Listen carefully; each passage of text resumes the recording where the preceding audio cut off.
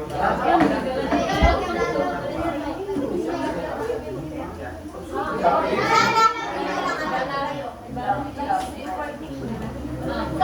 we're going to discuss about... Sige, pag-discuss ako talaga nyo. Sige.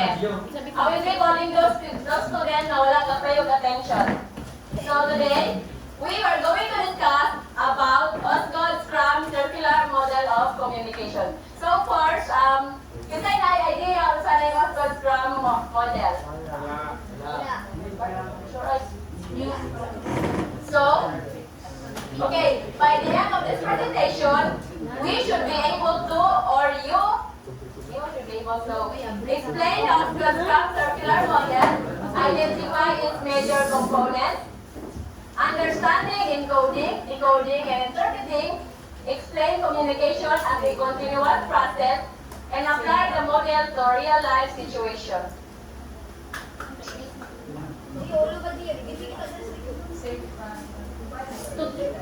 Okay. So, what is Osgood Scrum Model? So, this model is developed by Charles Osgood and Wilbur Scrum on 1954. So, the word Osgood Scrum came from their last name. Yeah, the last name. So, this model is a circular and interactive model of communication. So, anong circular siya guys is, di ba if na-imos Korean, they will give feedback ang isa, tapos katong nag-give feedback, will give feedback ang isa. So, the story is, minit siya continuous, walay kahumanan. Kuhan siya, galibot-libot siya, galibot-libot ang topic. So, communication is continuous and two-way. Ganong two-way siya. Kaya na ay sender and receiver. Both people can be sender and receiver and both people can give feedback. So it involves encoding, decoding, and interpreting. So later, mahibala na natin yung sanang tulog. So this is the three main process of communication. First, we have encoding.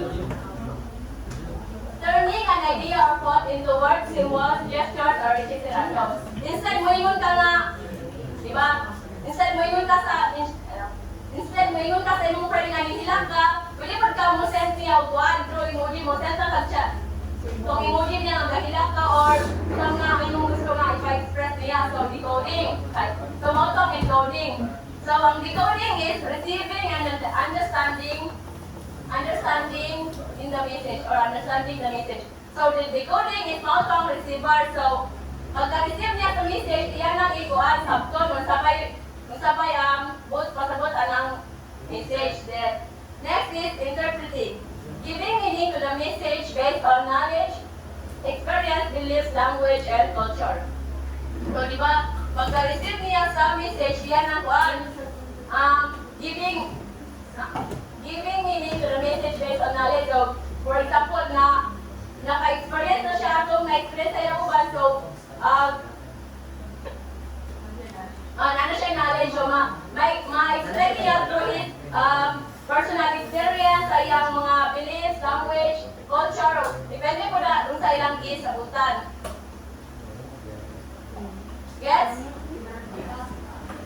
So, feedback. So, what is feedback? Feedback is the response given during communication. So, it can be verbal and non-verbal. So, feedback, pwede ka mag-give o tugon by answering questions. So, if wala ka sabot, pwede ka mo tanong question, no give, sabotan, giving an opinion or responding through chat. So, feedback, it can be verbal and non-verbal. Yes, tama. So, verbal. The next is so, we have here an example, classroom discussion. So, the teacher asked, what is the importance of communication? So, ang process niya is, nangutan ng teacher, then the student listen, then the student understand if unsabay, what masagot anang question, then student answers, then student lessons, the teacher responds. So, wala ikahumanan ang their communication is continuous in two ways. So this demonstrates that communication is continuous and interactive. na ay interaction sa kuan. Between the sender and the receiver. So next is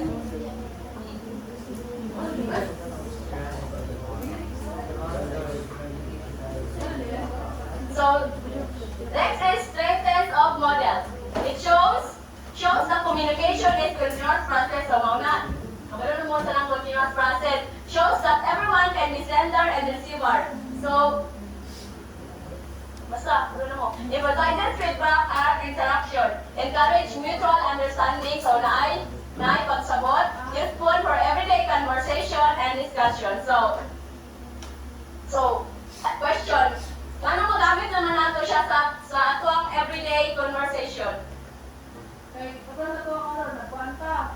So, example, no? Naay sender and naay receiver. Oo, yan na. Then naay gagib or feedback.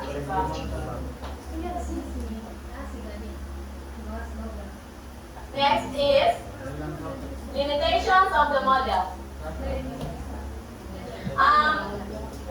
Osgood's Scrum model has 5 limitations. Number 1 is it is mainly designed for communication between two people.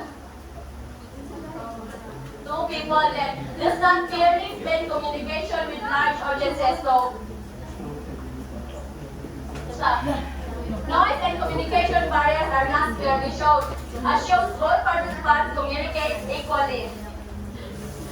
It may be difficult to apply to mass communication. Dili ba atong previous partner na mass communication nila. So, this real life application. So, for example, classroom discussion kanang ito discuss ang maestra. So, na-interaction between student and teacher. And teacher-student, pareha po.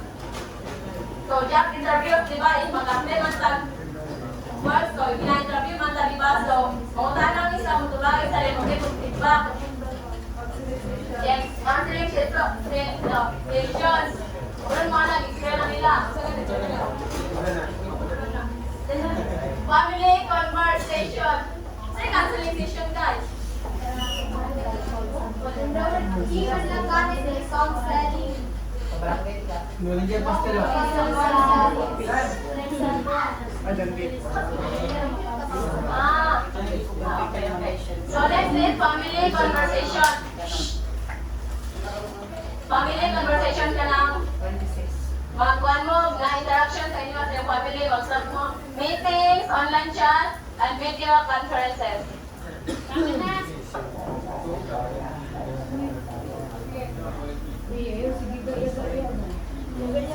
Wala na guys, manami.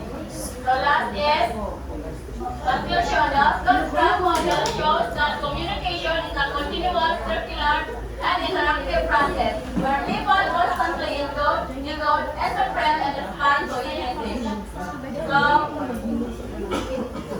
yes. Question. 5 question only. Encode and sender.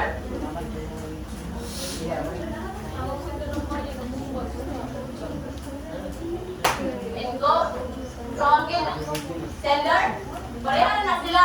So, ang encode is since kung ano ni, model mo ni Osgood, ni Charles of ni, ito, Scrum, Wilbert, na to. So, lahi lang po, kumbaga lahi lang term, wala silang gamit o imbes ang sender, so gamit silang encode. Gets ka?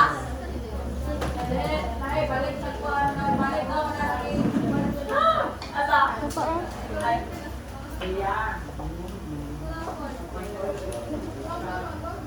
Asa? Ano yung kuhan ba?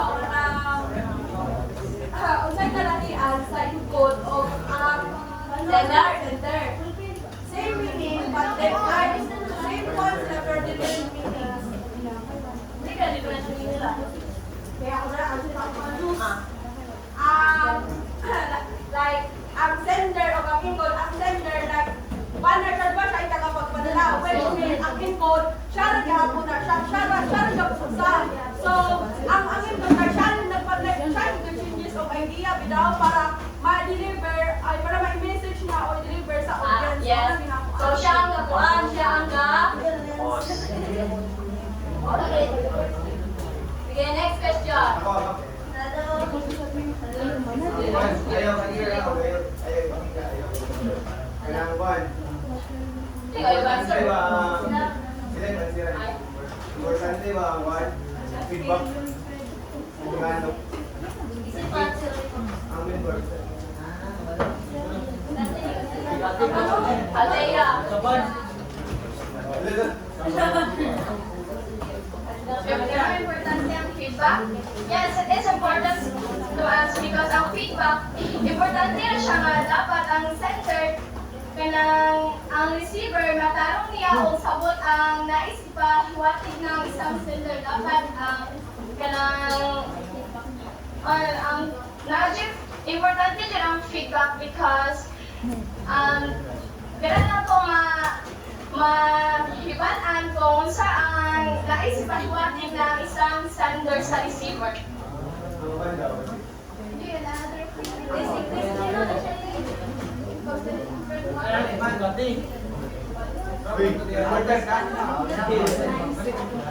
So kuan kanang ipalay feedback possible ang kuan ang receiver wala siya kasabot o gusto ko kasabot atong la set of meeting.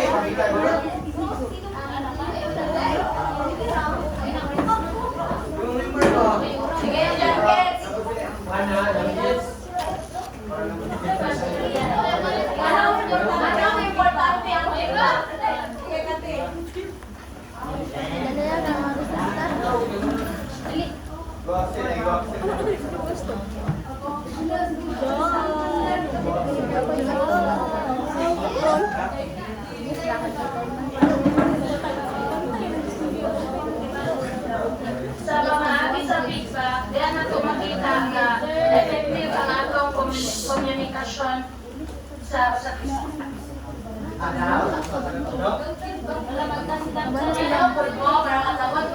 wala feedback, so makaingon na kuwan nga, wala sila yung nasabtan, kaya wala sila yung maingon sa kuwan.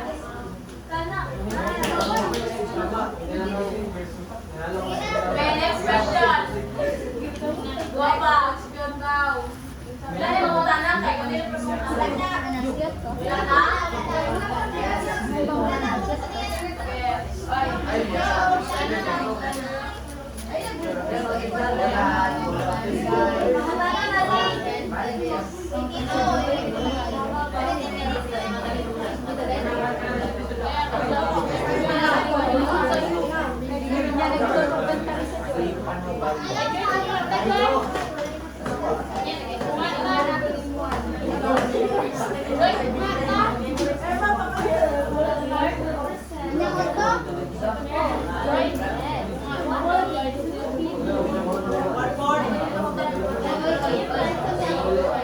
Okay, Axel. Ay, wala yun.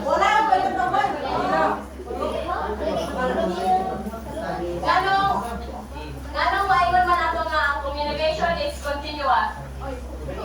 Yeah.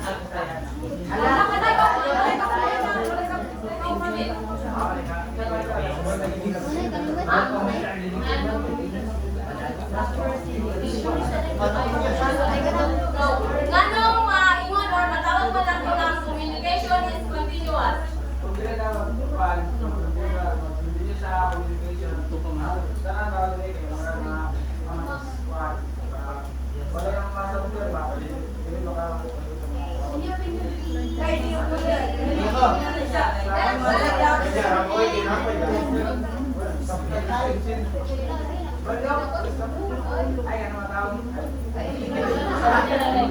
Last Axel, why is communication? Ngano ang communication daw is matawag ng continuous? Wala to bang ito? Ngano? Dili barasa.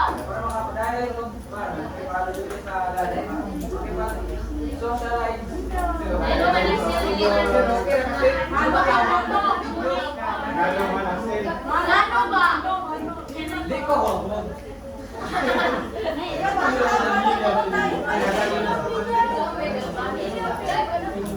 Right. Kaminang step, kaminang ni divide. Ano ang communication is matawag man o continuous? Matawag siya continuous kay parang hindi nyo ganina. Kahit yung ano pa rin yan, huwag siya for example, ang kayo man nga na-impay nga, kung anak ka na ko, itubag ko, ang tubag ako, your opinion ako, din ako opinion ako. Balikan na yung Continuous. Okay, Axel. Balikan. Axel yung game. Sinasab ka naman sa ikingon ni divide.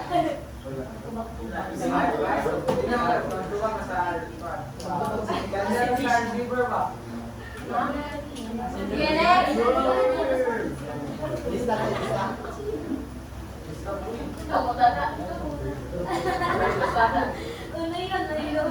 Wala, yun na. Yun na isa pa rin. Yan ako nagpita na ako. Okay. So, sa kuan sa...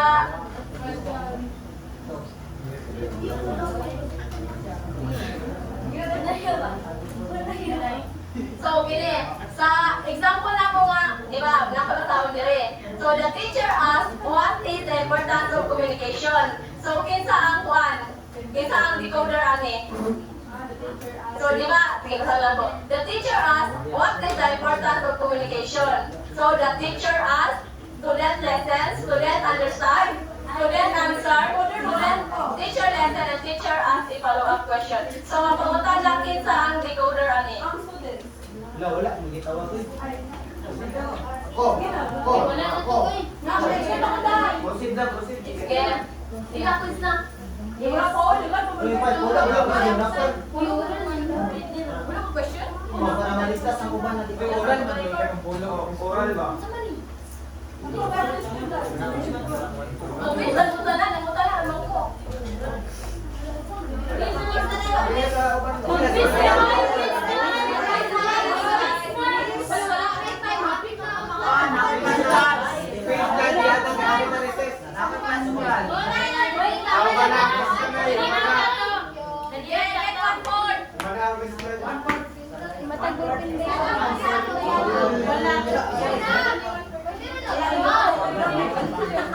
Kita papel.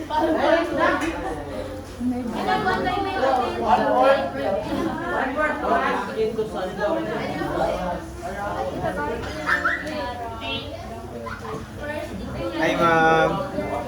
Ako, ballpen, ma'am.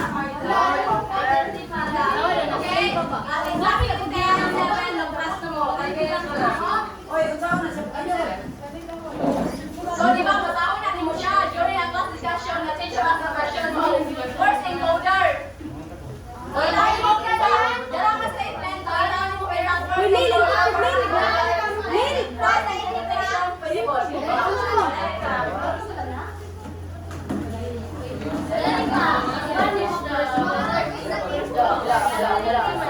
Hoy, akong 1 word sa radyo. Ay, nagsulat eh. Huwag na. Kumana. Ay, nawayan na niyo. Sorry, ma'am.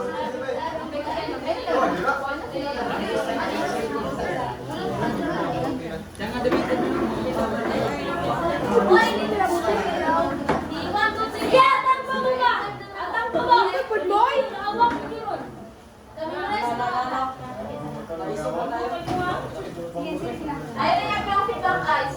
Ayun na lang. Parang 1, 2, 3, 4. Tomorrow na natin 1, 2, 3, 4, 5. Okay, lihay. 6. Wala na. Pwede ka lihay ba na? 5 minutes na, guys.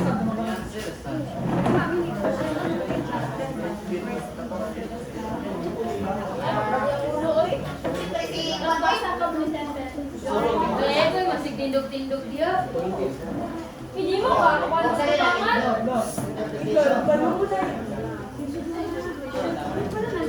Isa yung interpret sa message, mauna.